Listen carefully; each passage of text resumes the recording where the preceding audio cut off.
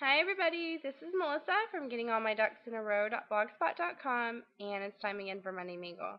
Monday Mingle is hosted by Jennifer at 80mileperhourmom.com, and each week she posts 3 to 4 questions that she'd like you to answer in the form of a blog and then link back to her site, and I think it's really fun and I enjoy participating. This week's questions are all just for fun, and the first one is, have you ever hit the jackpot on a slot machine? And that would be a big no. As hard as I tried the last 3 times that we were in Vegas, no. No, no, no. I did, however, win at roulette. I won $250 in, I want to say it was like 2 or 3 hands, and I only started with 5, and I was really excited, and went to the very next casino, and they just took it all back. I tried it again, thinking I could double it, I don't know, and they just took my money, so no, I'll never hit it back.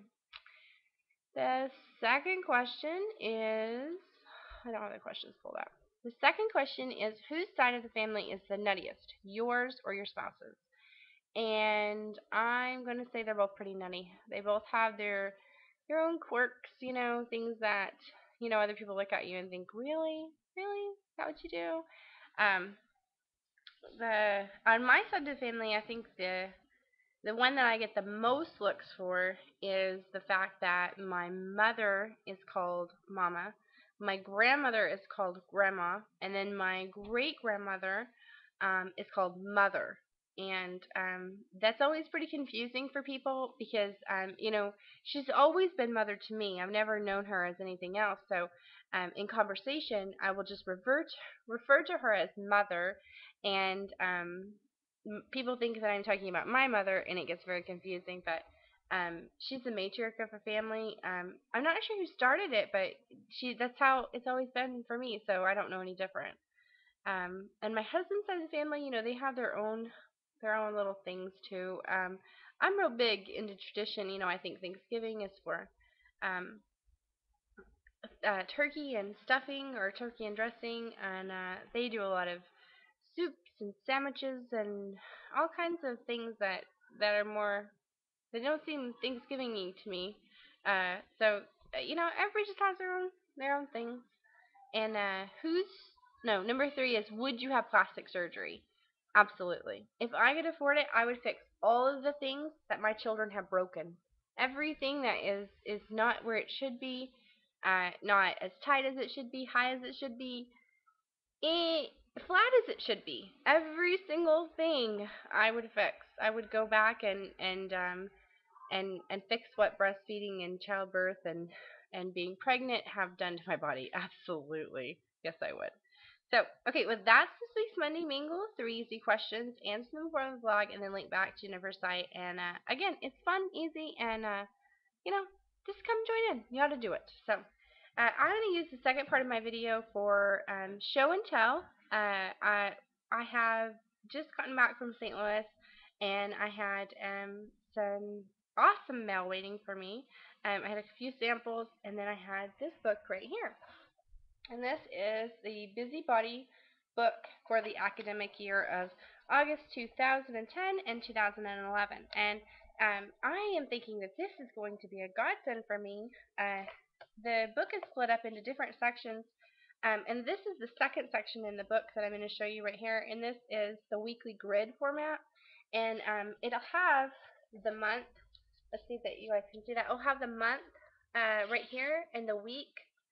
Sorry, I say the month, but it'll have the weeks here on the right here, and on the top, then you write the names of the people in your family, and then here you write down what they're doing so that it's split up, so that you know that on this night Jake has um he has a dentist appointment at 3:30, and then both of these children here have half a day of school.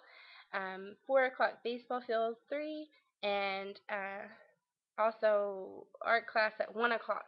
So what it'll do is it'll give me the opportunity to put my husband and I in one grid, and then each one of my children in another grid, so that at all times throughout that week, we know exactly who has what going on. I think that that is a wonderful way to organize, and especially since all four of my children will be school age this year.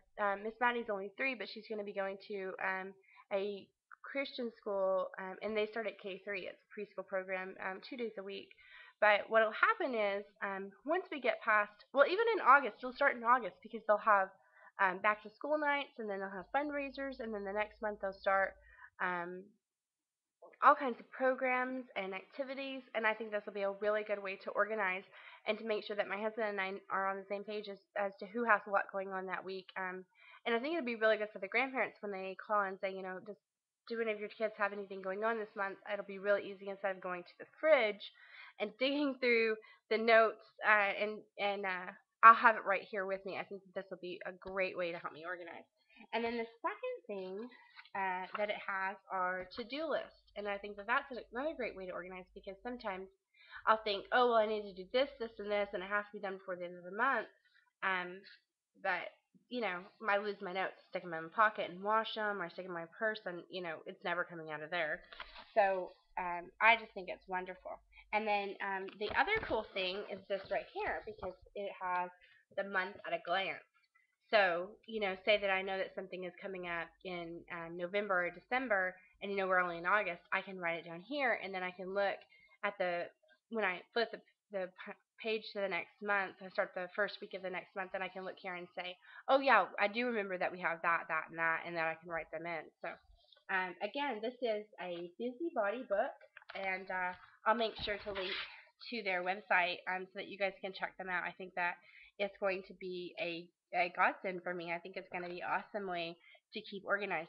Another cool thing before I let you go is that they have these here, the pockets here in the front, and I think there's one here in the back too to keep up with you know spelling list, weekly spelling list that my kids get, which will have 3 doing spelling lists this year, and that's always with homework one of the things that are left behind almost daily at school. And I think that if I can just get one that week and stick it here, then when we're doing homework, I can get it. So um, that's all that I have for show and tell this week. I did have my husband and I had a wonderful time in St. Louis. We got to do many of the things that we did last time. I will say this: it was not the last year that we went.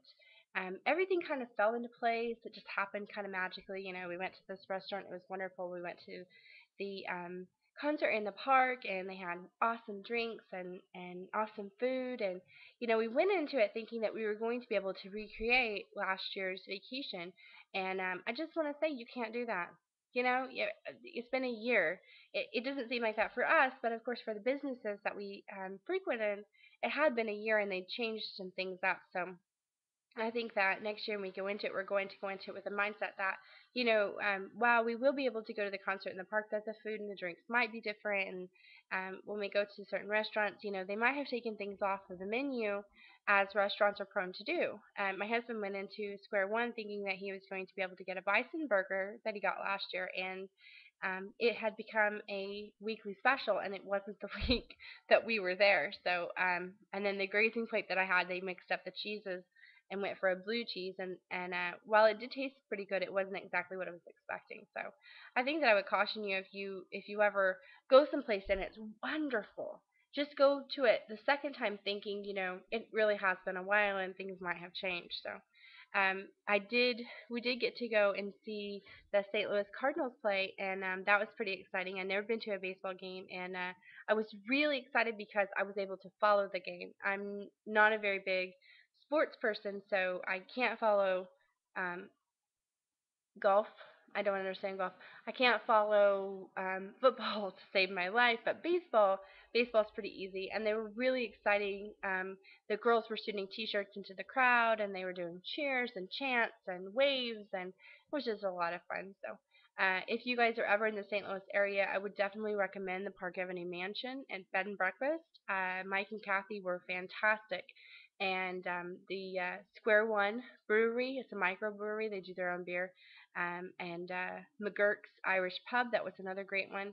And the concert in the park at Lafayette Park was fabulous. We got to see Ralph Butler play, and he was just magical. It was so exciting, and I was so excited because the people of Lafayette Park, they are they're community based. They